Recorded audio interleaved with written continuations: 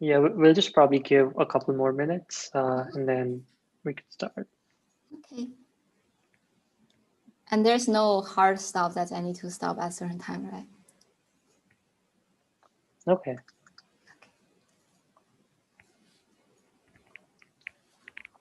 Sure. So Liam's actually started the live stream, so I guess we're good to go. Okay. So yeah, just for context, so in this week we're excited to host Shuran Song. She is an assistant prof at Columbia, and before this, she did she did her PhD from Princeton, and she's got like tons of cool work. And I really like some of her TossingBot work, which is, I guess, best paper at RSS. I guess most of you might have watched very interesting demos. Yet we're excited to have her in person today, virtually.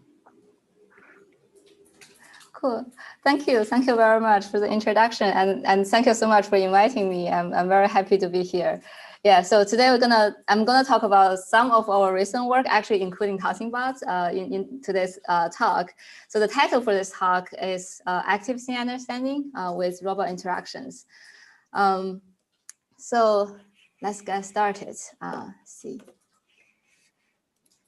Okay, works.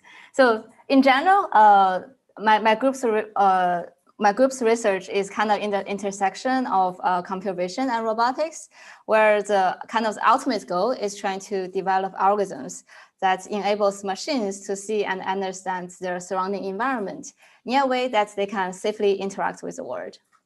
So examples of such systems might include, for example, service robots, autonomous driving cars, or warehouse logistics. So although all these applications are very different from each other, they all share a very similar high-level pipeline. So which typically normally start with some sort of sensory input that try to record the physical world, normally in the form of images or videos. And then the computer vision algorithm will try to convert this kind of raw sensory input into a meaningful representation that describes the environment. And hopefully this representation can be directly used by the robotic system to perform actions, such as grasping the coffee cup or walking around your home. And this process of extracting information about the environment from the sensory input is often referred as scene understanding in computer vision. In robotics, you'll probably call it state estimation, but in computer vision, we also call it scene understanding. So it depends on the application. The system may choose to use different type of scene representation.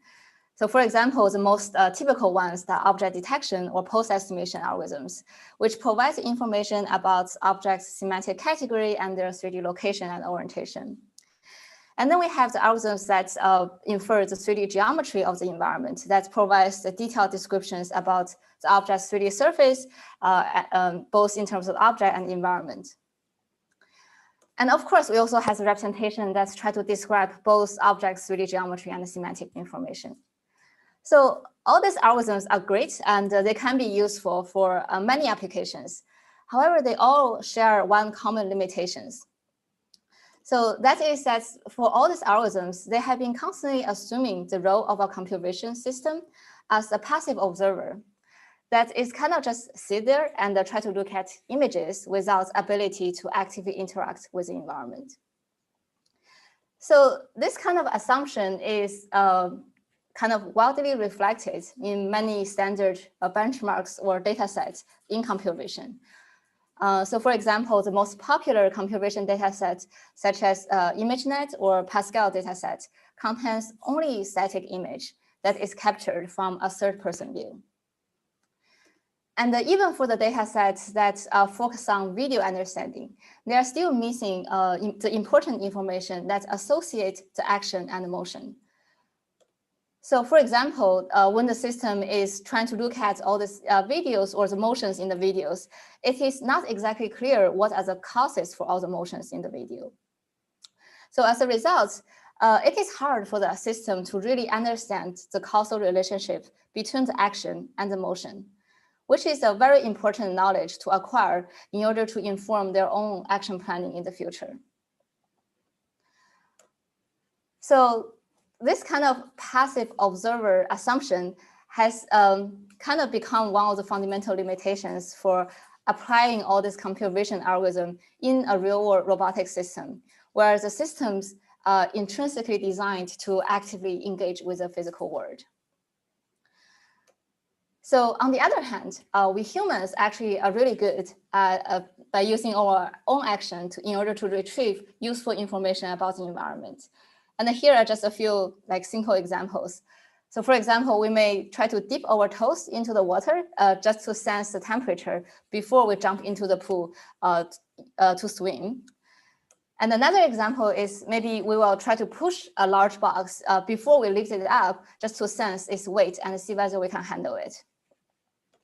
And another example is that maybe before you read a book, you want to flip over the book in order to see its title and using that information to decide whether you want to read the book or not. So in all these examples, we use different action, for example, dipping, pushing, or flipping, in order to retrieve useful information such as temperature of the water, the weight of the box, or the title of the book.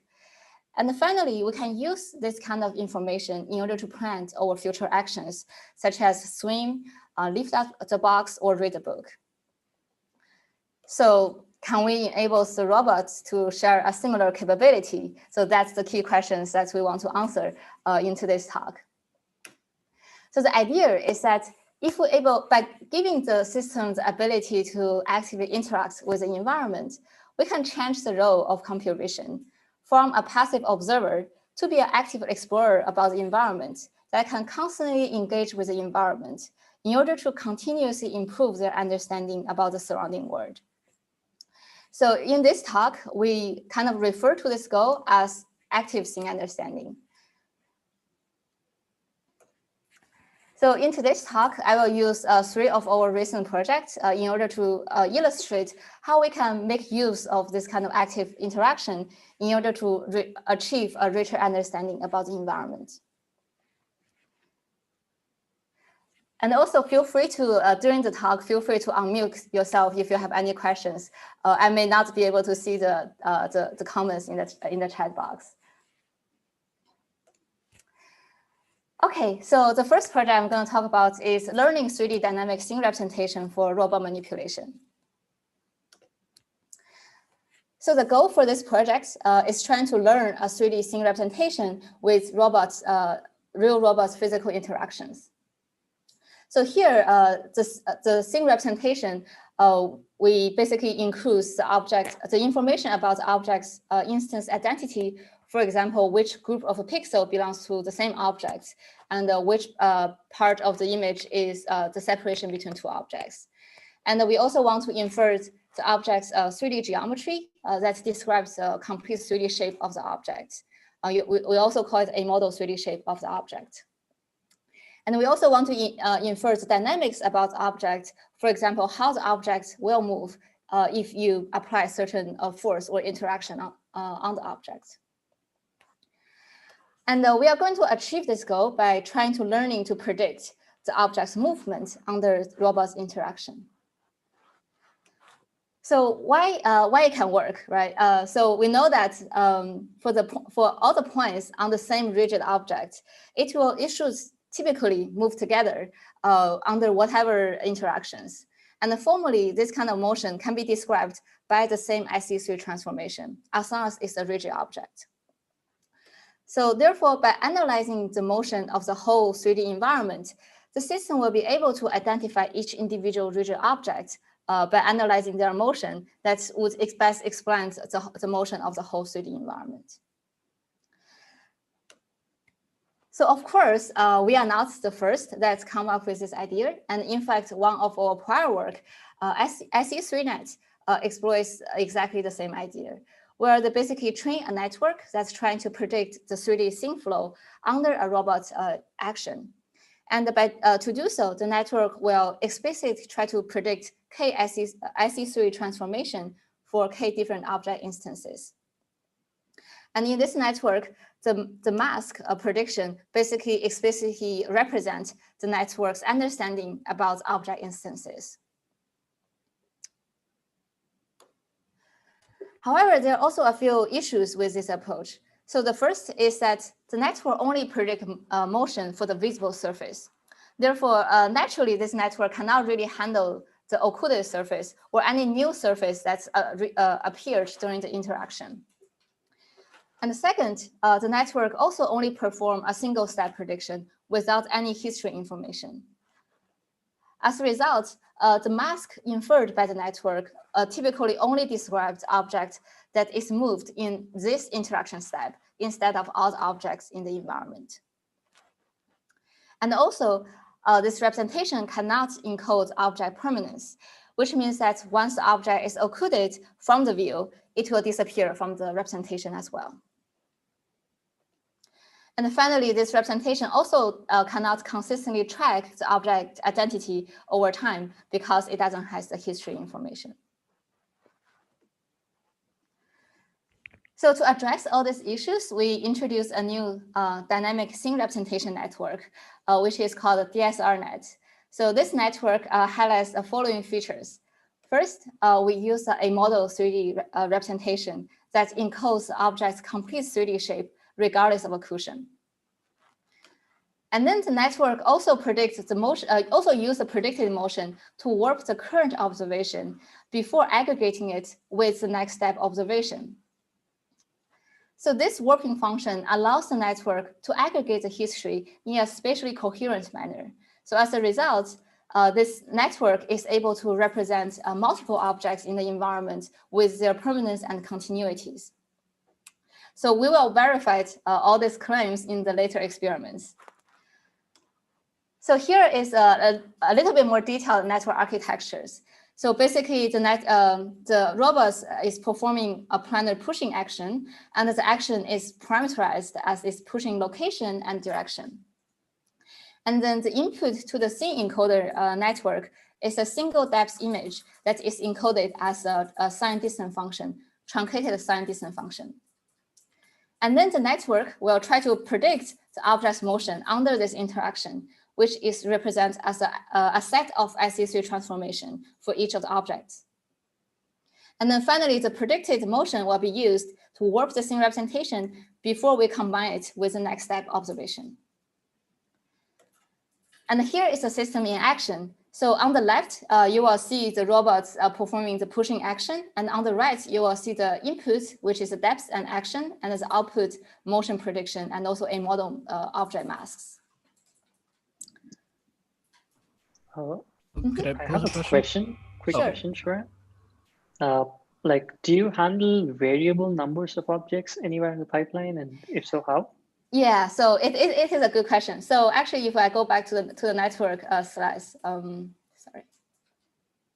So we basically predict the K SC3 transformation for K object mask, and the K is the maximum number of objects we can handle. So it's very similar to the original SC3 net.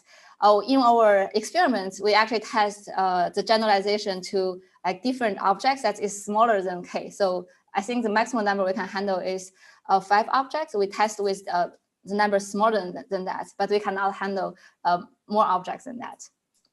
Makes sense, yeah. Can I also ask something? How do you? So hey, this is Florian. How do you select the actions? Because you don't know yet, like which, like do you assume that the environment is always flat and that anything that protrudes is movable? Yeah, so we do make that assumption. So in the action selection, it's pretty much a random action, but just to make sure that the action is interacting with like a real object instead of pushing on the random space, we assume that we can do background subtraction. So the action is applied on objects. But in terms of which objects or which direction, it's pretty much a random selection. Gotcha. Thank you. I have a question. Does this rely on a fixed number of classes of objects that are predetermined, or can it recognize objects that it hasn't seen before? Like, for example, if I were to put something like this on a table that's unlikely to be in any data set, would it recognize it as a potential obstacle? Yes, actually, I think the short answer is yes. And the long answer is that we do not have actually explicitly encode any object semantic category. So nice. yeah, so the model only trying to model the object mask that kind of can describe a set of pixels that's moved with the same SC3 transform. So as long as this is a rigid object and they move together, it will be treated as the same object. And it actually doesn't really know the semantic categories of the object. Oh, thanks a lot. Mm-hmm. Any other questions? Okay. Perhaps one like very short question regarding like how do you actually get these A model representations? Yeah. Like, do you train it using, I don't know, ground truth A model data? Yeah, so we actually trained with simulation data. So the whole training is in simulation data, and a model mask is provided in the simulation. But we test with different object instances, and we also test with real world objects directly. We didn't fine tune on the real world data. Yeah, looks fair enough. Like I'm assuming you have something like SSE-Net or so to perform voxel grid level completion, right? Yes, yes. So the input is a 3D volume already, and then the output is again a volume. So everything is actually in 3D. So it's pretty natural for the network to do the completion. Sounds good. Thanks. Okay, yeah. So that is the network and how it works in action with the real world robots. So in order to actually provide a more systematic study about the algorithm, we actually collect a new benchmark data set with 150 real world robot interaction sequence. And we also manually label the ground truth motions for all the sequences. So, so during the interaction, there are actually a few key capabilities of the algorithm we want to verify. So first is that we want to verify whether the learned DSR-Net is able to accurately predict the object motion under different robot interaction. So that's very basic because that's the task that the model is trained on. And the second, we also want to validate whether the network is able to effectively aggregate the history and encode object permanence and continuity. So third, we want to finally we want to see that whether the learned representation is able to help to improve the performance of downstream manipulation task. Okay, so first let's look at the prediction, the motion prediction accuracy. So we basically compare the motion prediction accuracy with the prior work SC3-Net and SC3 PostNet. So visually, we can see that the DSR-Net is able to infer the object motion for the full 3D volume, but the baseline is only able to predict the motion for the visible surface. And also, the mask predicted by the SC3-Net only models the moving object, as we discussed earlier. And quantitatively, even if we evaluate the motion prediction on the visible surface so that we can compare with all the baselines, we can see that the DSR-Net is still able to predict more accurate motion by using the 3D representation and the history information. And next, we want to check whether our model is able to effectively aggregate the history information and therefore encode object permanence and continuity. So here, object permanence means that the understanding about the object will continue to exist even if they disappeared from the view due to occlusion. And here in this experiment, we basically compared our model with the following alternatives. So one is a single step, which means that it doesn't really need to use any history information. It just perform a single step prediction. And this no warp baseline basically means that it still uses history, but it doesn't use the predicted motion to warp the representation before aggregating the history. Okay, so here is the results. And you can see that in this interaction step, the green cup is actually pushed behind the blue, the green cup is pushed behind the blue can. And in this interaction step, both baselines actually failed to model this object because this object is completely occluded by the big can in front of it. However, our model is still able to predict the permanence of this green cup and infer its complete 3D shape under occlusion. So similarly, as a result, in the following step, because other baselines cannot really model that object anymore, they also cannot predict the accurate motion of that object. but our model is still able to correctly predict the motion, even if the green cap is not directly observable from the input image. And next, we want to check whether the representation can encode object continuity, which means that the representation can recognize individual object instances and able to track their identity over time. So here in this experiment, we want to check whether the object instance label across different interaction steps are consistent. So for example, here in this visualization, the consistent object instances will be labeled as green arrow, and the ones that is inconsistent will be labeled as red. And we can see that for the single step network, it basically cannot really track the object identity, so that the object identity is keep changing throughout the steps. And here is a more challenging case. So here, the object we use in this case is basically 4 cubes that they are basically visually indistinguishable in depth input. However, our network, DSR-Net, can still track the identity of this object, even after their position is completely swapped during the interaction. So this result actually, we're trying to demonstrate that this kind of object continuity is achieved by using history aggregation instead of using the object appearance.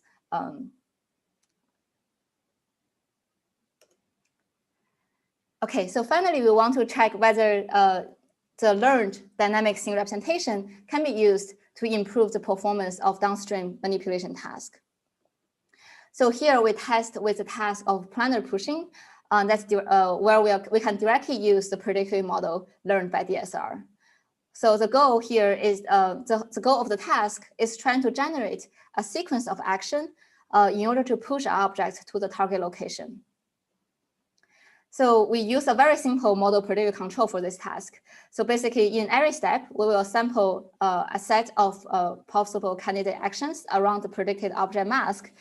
And then we will use the predictive model trained by in the DSR-Net to predict the future state for each of the candidate action. And then we will choose the action that gives us the state that's closest to the target state. So here you can see that in the second step, our DSR-Net is still able to predict the correct, because the DSR-Net is able to still model the occluded objects, it's able to choose the correct action when the object is occluded. However, for the SC3 postnet, it's because it loses track of the target object. As a result, it also predicts the wrong action. And eventually, our model is able to push the target object closer to the target location. So just to quickly summarize, in this project, we basically proposed an algorithm that's able to produce a better 3D scene representation that describes the object's instance, their model 3D geometry, and their motion under interaction. So the question here is, how about other object properties that's not listed here? So for example, how about objects' mass and their friction coefficient, or other physical properties that is not directly observable in their appearance or their 3D shape? So in fact, if you want to learn physical properties through vision data alone, it's actually a much more challenging task for many reasons. So one of the obvious reasons is that for most of the objects, their physical attributes are actually not directly observable from appearance alone. So for example, these two metal, they actually has very different density, but their appearance looks very similar. And a slightly more subtle reason is that even if we use interaction, but as long as the interaction is quasi-static, the physical property will still very hard to be observed. So for example, in this case, we are pushing this two block that has a different friction and mass. With we push this two blocks very slowly. And although these two blocks has different physical property, they still stop in the same location once we move our hands away. So from the vision data alone, there is no obvious difference for us to really reason about their different physical properties. So this means that the interaction used in the previous project, which is quasi-static pushing, which is pushing very slowly, it's not going to be enough for us to really learn about the physical properties about objects. And another challenge is that objects' motion under interaction is often influenced by multiple physical properties instead of just one. So for example, given the same initial momentum, the object's sliding distance is actually determined by both its friction coefficient and mass. Therefore, it is critical for the system to be able to explore different types of interaction and simultaneously reason about all of them in order to decouple the different physical properties. So that leads us to the second project that I'm going to talk about, which is dense FISNet, where the goal for this project is trying to learn a meaningful object representation that specifically reflects the object's physical properties. Okay, so in this project, again, we still formulate the problem as a predictive model. Basically the model is trying to predict the future state given the current state and action. So our hypothesis is that in order for the network to accurately predict the future state, the system will need to acquire an implicit understanding about the object's physical property and how those properties will influence object motion. But of course, the key here is actually in order for the network to really learn about the object physical property, we need to be careful about the action selection. So as we discussed earlier, quasi-static interaction will not give us enough information to understand the physical properties. So the key, again, is trying to find the right set of interaction that would reveal the object's physical properties. So to do that, we actually designed two types of dynamic interaction instead of quasi-static interaction, and which is sliding and collision. So to slide an object, the robot will execute a push with a much higher speed, so that the object will be able to slide a little bit after the push. And for collision, the robot will use a helper object. In this case, is a cylinder, and place it on top of a ramp in order to let it roll down and collide with other objects.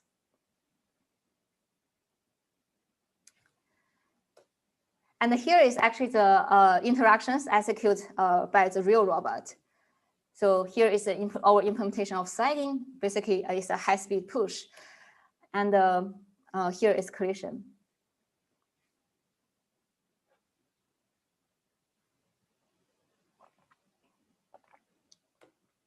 And we use a RGBD camera to capture the training data, which is basically the depth observation before and after the robot's interaction. And here is the network architecture. So basically, in a very high level, the network is trying to predict the future state given the current action and the current state. So it's very similar as the earlier predictive model, but the difference is we choose different type of actions and different ways to represent the state. And in the middle is what we really care about is the predictive model. And we hope that by learning this predictive model, it will be able to kind of acquire an implicit understanding about objects' physical properties. So now at this point, let's assume that we can collect a lot of training data and we are able to train this predictive model. So the next key question is actually how we can evaluate the learned representation. So of course, we can kind of measure how accurate the model can predict future, just like DSR-Net. However, although dense FISNet is trained as a predictive model, its predictive power is not the only thing that we care about. And instead, what we really care about is whether this representation can learn objects' physical property, right? So in order to evaluate that, we will actually take out the learned physical representation that basically is a feature that's extracted by the network. And we will see whether this learned representation is, we can directly use this representation to perform things like material classification, or whether we can decode the exact physical properties from this learned representation. For example, the object's mass and frictions. So first, let's look at material classification. So in this experiment, the robots will interact with 3 objects that is made of 3 different materials. So actually, one of the objects, the green object, is heavier than the other 2 objects because it has a metal ball in the inside, and the other brown block has higher friction in the bottom because we put a sandpaper in the bottom. And again, these 3 blocks, they are actually visually indistinguishable in depth because we don't use color as input.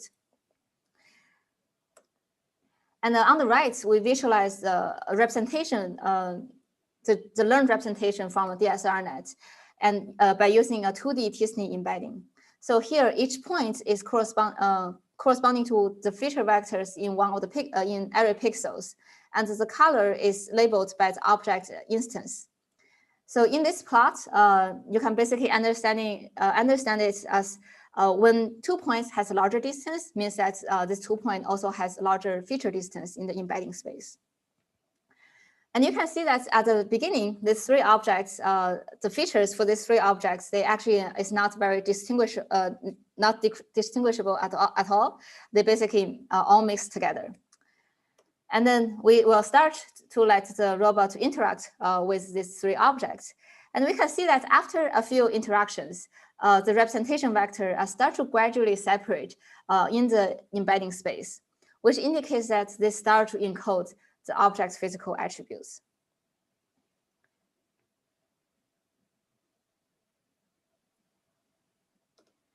And if you want to be more concrete about what precisely how accurate they can encode the physical property, we can also train a very simple linear classifier on top of the learned features to decode the exact physical parameters, such as friction and mass.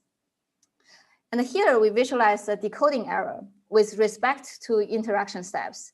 So here, the blue line represents the performance of a random guess performance. And the green line is the performance if we just use the average mass and friction as output all the time. So you can see that in this plot, at the very beginning, our model's prediction actually has a performance that's very similar to random guess. But over the course of interaction, the error will decrease pretty quickly.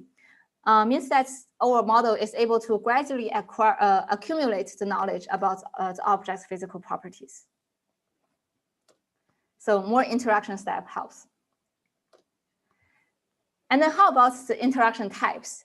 So in our model, we basically use 2 types of interaction. One is dynamic sliding, the other is a collision. What if we only use one of them?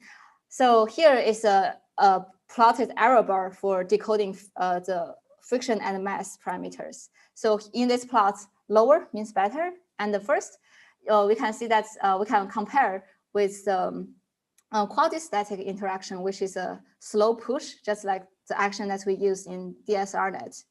We can see that by using dynamic interactions like sliding and collision, we can already start to reduce the decoded error for physical parameters.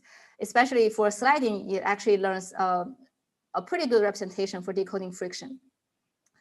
And the best performance is actually achieved by using both sliding and collision, which gives the network a way to reasoning about these 2 types of interaction and their effects on objects simultaneously.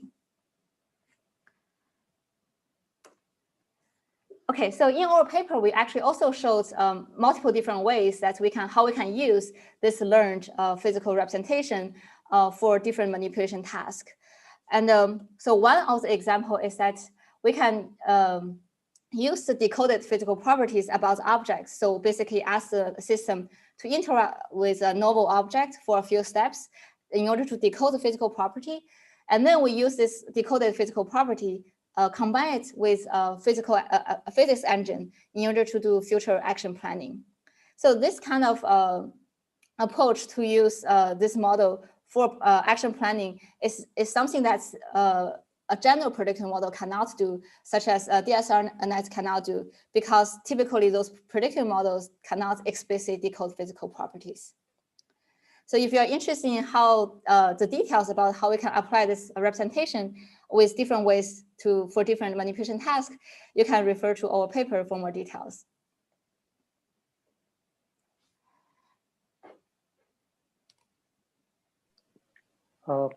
I have a quick question about the previous work, dense fuzz network.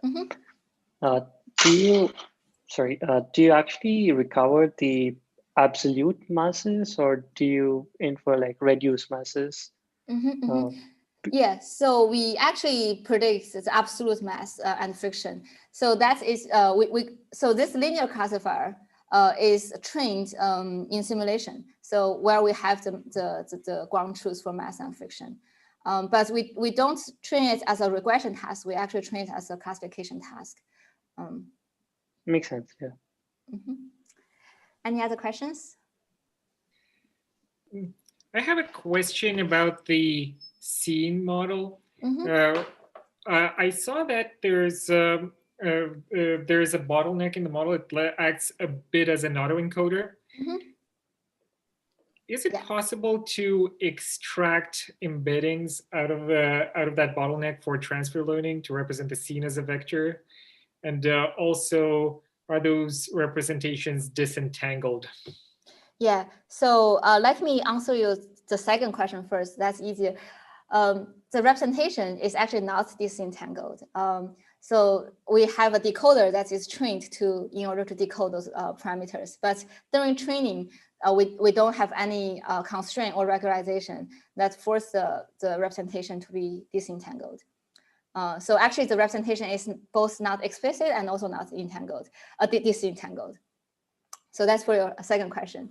It means that I need to train a decoder for that. And for the first question, I try to understand the question. So you're asking whether the scene representation can be directly used as a state representation for planning, or? I was asking if it could be used for transfer learning. So if you want to do it for anything other than the specific setting it was trained on, like for another type of robot, for example, or a task that's completely different, but where you have to understand a scene. Can you use that as an embedding, similar to how you would use a word embedding or a sentence embedding in a language model? Yes, I think definitely. I think it should be definitely doable. We haven't really tried that. Let me see. Yeah, we didn't really actually directly take the embedding out and basically fine tune it for different tasks or different setup, right? Is that what you are asking? Like transfer learning by fine tuning or to a different task? Yeah, that's what I mean. So it probably can be done, but hasn't been tested, right? Yeah. Okay, thanks. Yeah, but also, I think a small challenge or like a difficulty that we may encounter is that this embedding and also the DSR-Net embedding, they are all very dense. So we are actually producing a very dense representation. It's not a very compact latent embedding like a small vector. So it still actually preserve a pretty high spatial resolution, which I don't think is a bad thing because many action planner actually requires those kind of spatial information still. But it may not be that standard. Like a lot of planners, they're actually expecting a very short latent embedding of the state. So we may need to change that pipeline a little bit in order to adapt to this kind of scene representation. But also you're fundamentally like robot independent here, right? Because you're taking only before and after pictures. Right? It's also taking the action. So I don't think it's dependent on the robot, but the network do need to have a good understanding about what kind of action, how the action will influence the environment. And I think it may not be that easy to directly generalize to different action, but with some fine tuning, I think it's doable. We have a question from a YouTube comment here. This is from Lloyd. What loss or losses did you use in the entire network? And that's for the dense fuzz net question? This came up just now, so I'm assuming it is for dense phys. Okay, sounds good. So for dense phys the future state we represent as a flow. So the loss is actually, you can imagine those typical loss that's applied on flow. If I remember it correctly, it's probably something like L2 loss or MSE loss on the flow. Thanks. Okay, cool. So we can move. Ooh. I don't want to watch it again. Let's move on. Okay, cool. So again, to summarize this paper, we basically show that it is possible to design a model that learns about the physical properties about objects from self-supervised interactions. So from this project, I think one of the most important takeaway is that it is really critical to use a diverse set of interaction to reveal different physical properties about objects. So for example, we see that the algorithm learns a much more accurate object representation when they use 2 actions instead of 1. So a natural question that we want to ask is, what if we introduce more interaction types? And will that help the system to learn a richer representation? And if so, what kind of other interactions we can use? So to answer that question, in the next project, we're actually going to look at one specific type of dynamic interaction, which is throwing. So before we're going to talk about how what kind of object representation that the system can learn by tossing the objects around, I want to highlight that the action of throwing objects by itself is actually very useful. So for example, in our daily life, we frequently use throwing as a way to improve our own efficiency, such as tossing a pen to a cup or passing the packages around in a warehouse. And similarly for robots, if we allow them to accurately throw different objects, we can significantly improve their speed and reachability. So here is a demonstration of our system in action. So we call it the system TossingBot. And by learning how to throw different objects, it's able to reach a pick and place speed more than 500 min peak per hour. And it's also able to place objects in a location that is much further away from its maximum reach range. So what kind of information does the system need to learn in order to accurately throw an object? So first, the system needs to understand the pre-throw condition, which means that how you grasp the objects will influence how the object's projectile trajectory. So for example, if you grasp the screwdriver by the handle, which is near the center of mass, it will land much closer than if you grasp the screwdriver on the tip. And other factors also include object's aerodynamics. So for example, if you throw a ping pong ball, it will land even closer due to air resistance. So to address these challenges, we present 2 key ideas in this work. So the first is we need to jointly learn the grasping parameter and the throwing parameter together, since that these 2 tasks are tightly intertwined.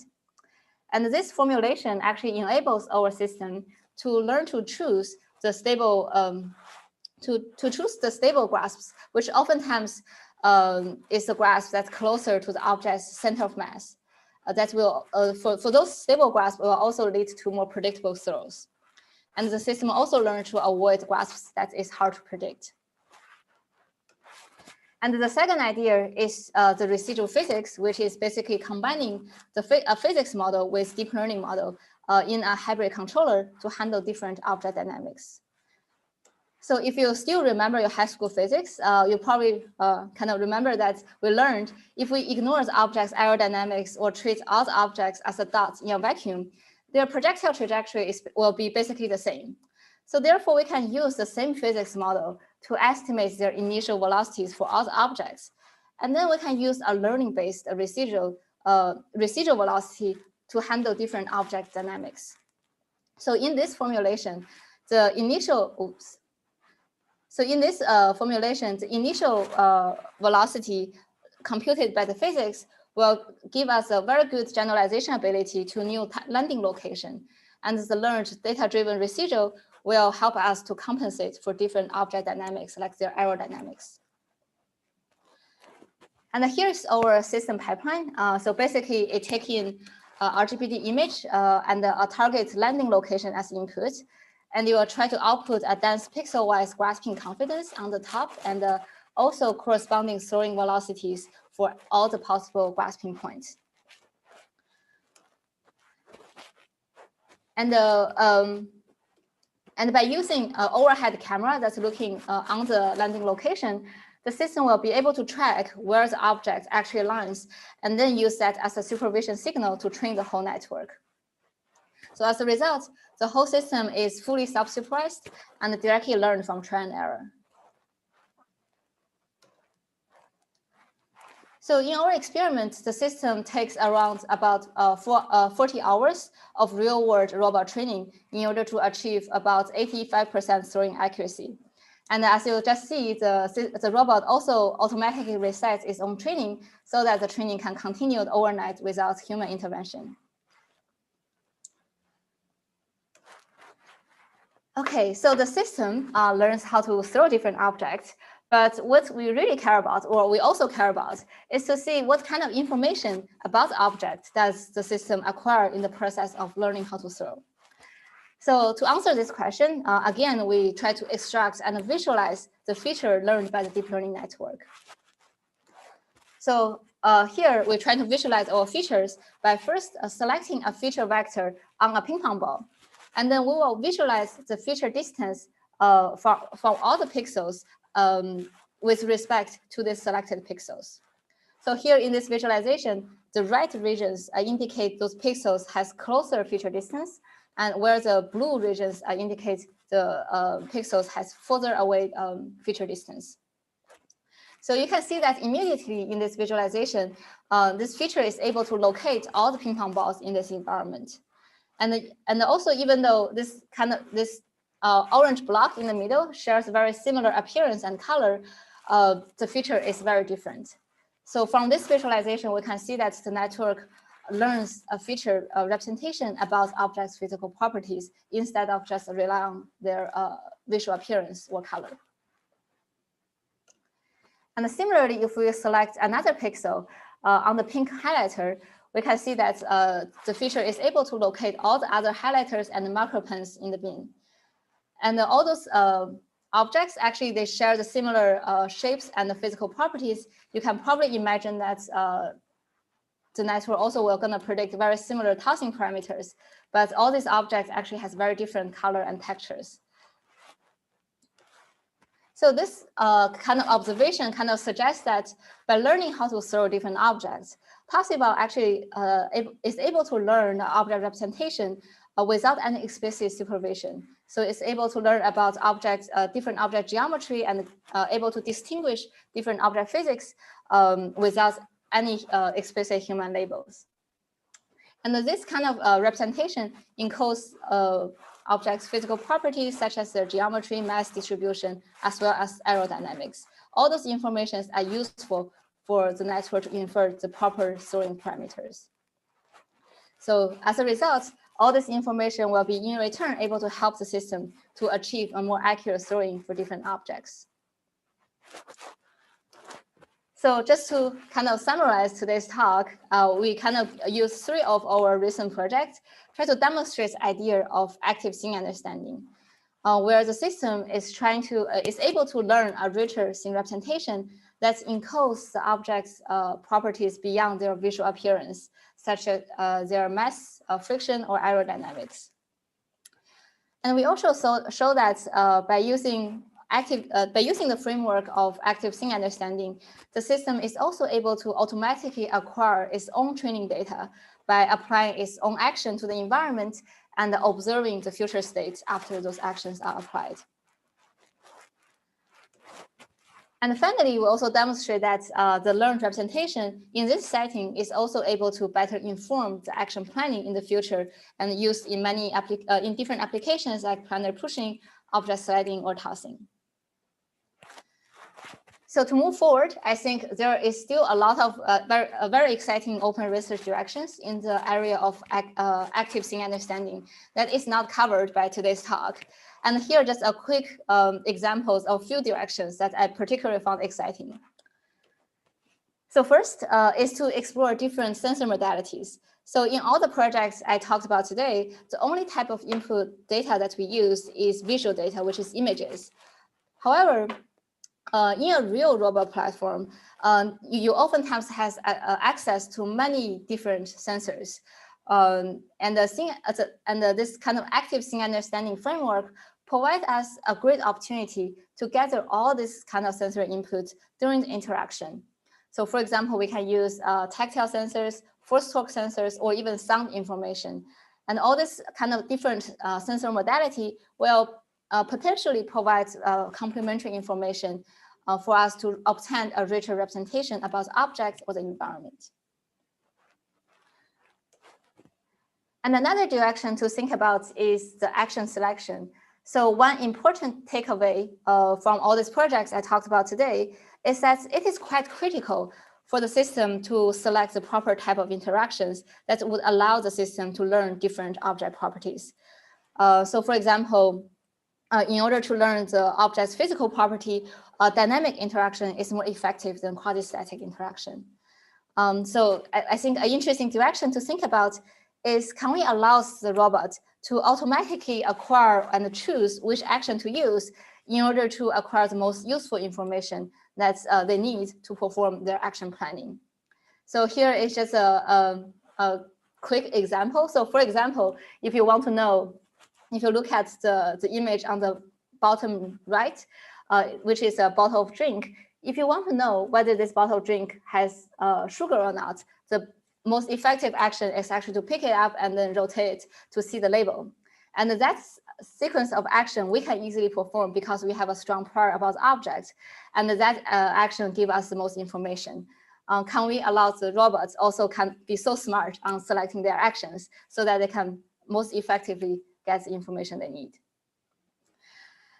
Okay, so to summarize, I really hope that by connecting robots' active interaction with perception, we can change the role of computer vision from just a passive observer that sit there and trying to understand images to be an active explorer that can constantly engage with its environment in order to continuously improve their understanding of the world.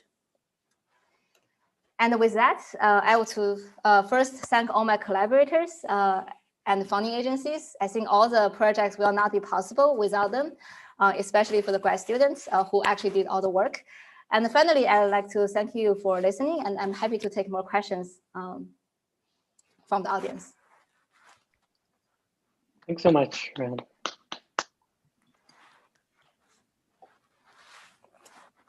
Any questions? There was one other question from the YouTube. Mm-hmm.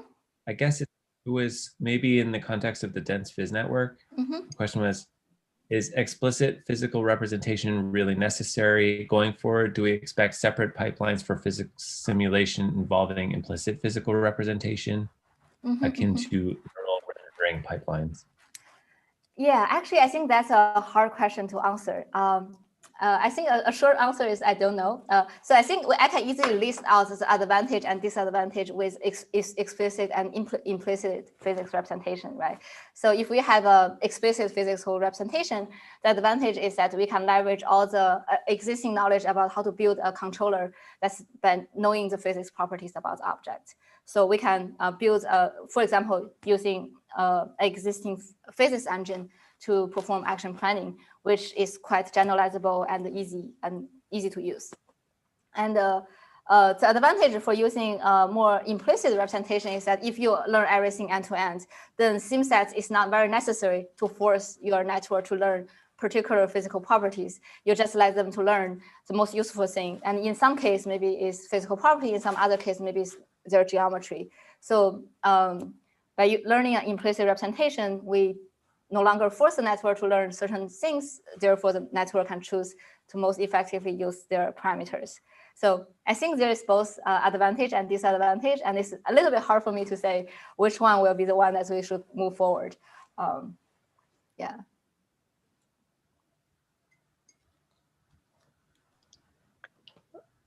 I have lots of questions, but yeah, Chance. Yeah, go ahead, Liam. Okay, so I mean, I love this line of work. I've been a fan of the dense phys network for a long time. I think it's excellent.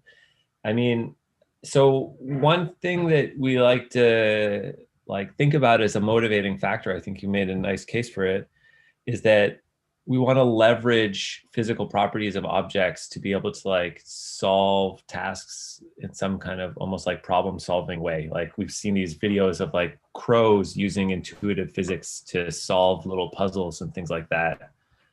I think this is super interesting and super hard, but I don't know how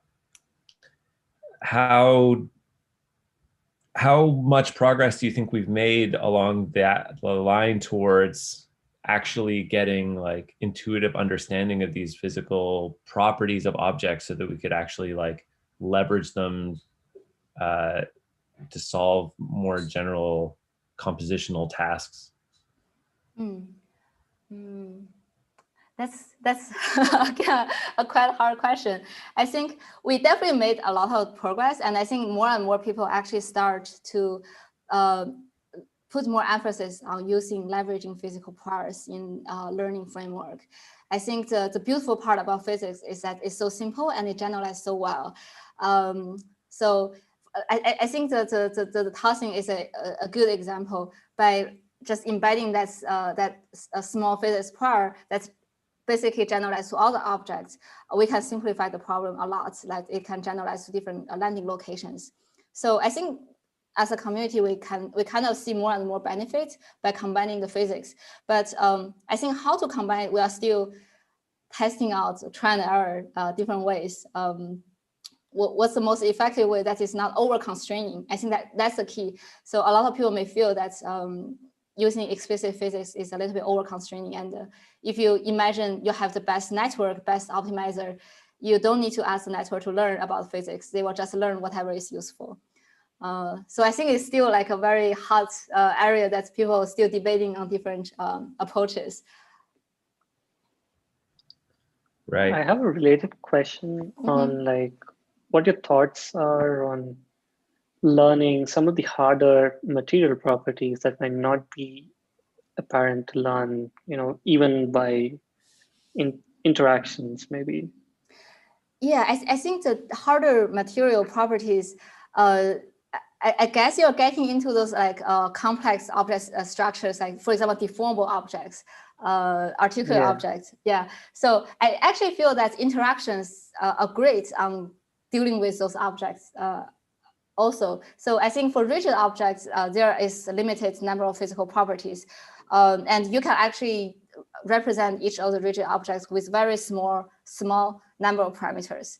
But for deformable objects like cloth or articulate objects, you may need a much more complex representation.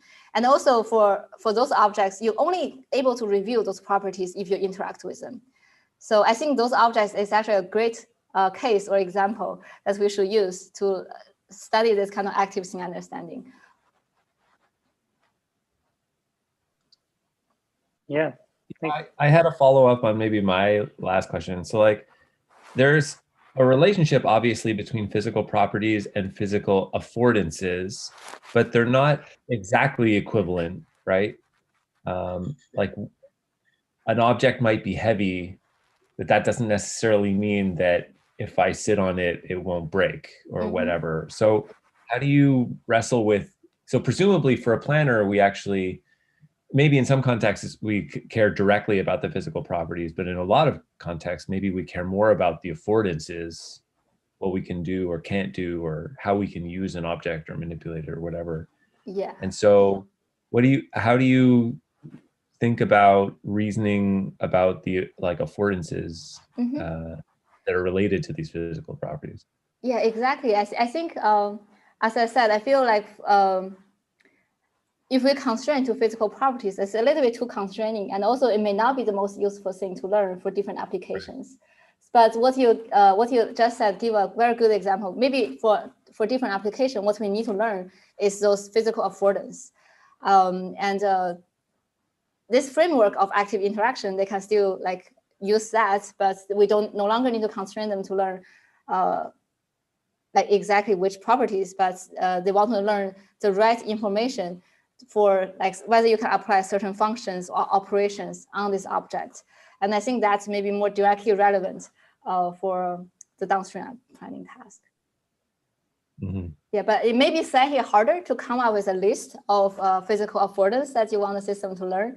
And it's also maybe a little bit hard to agree upon as a community that we think that this list is important and let's solve those lists. So, and maybe we shouldn't define that list. Maybe we should let the network to figure out what kind of list they like the most. Yeah. So, like perhaps another hard question, since we're just maybe running out of time. So, like in most of the demonstrations that you had today, you had to have these, accurate cameras tracking objects and stuff. Do you have any thoughts about how these would all go in the wild, for example, to just be more scalable? Yeah, I think that's again, indeed, it's a hard and a very important question. So for the first two, we actually is quite sensitive in terms of the ground truth label. Like for the dense FizzNet, we actually need a flow prediction as a ground truth. And in the DSR, we actually train on simulation that we have all the annotations. And for TossingBot, we're really trying to put the system in a slightly more unstructured environment. So actually we spend a lot of time to design this top-down camera that's able to detect where the object actually lands, because it's non-trivial because once the object lands into the bin, actually the whole environment shakes and a lot of object will move. So it's actually not that easy to detect which bin the object lands in. And I think the trick there is actually detecting the volume instead of detecting individual objects. But I think, yeah, so if we want to make the system run in the wild and we still want them to do self-supervised learning, although we don't need to label those labels anymore, but we still need to use our human intelligence on coming up with ways that they can robustly obtain the label themselves. So I think we still have a long way to go for the system to really learn by themselves. Yeah. So yes, since we're like 5 minutes over, any last questions or thoughts? How much compute do you need to run this? How much compute do you need to run this? Can it run on something like a Jetson, or do you need a heavy-duty machine? Oh, so typically I think for all these three projects is one GPU, one CPU, and the GPU is like a typical GPU like 2080 Ti. Yeah, it's still pretty heavy, but it's not that heavy. So yeah, I guess in the interest of time, let's thank the speaker again. Like Shuran, this talk was really amazing. Thank you. And yeah, like just as a announcement for everyone else on this call, Shuran is interested in chatting with,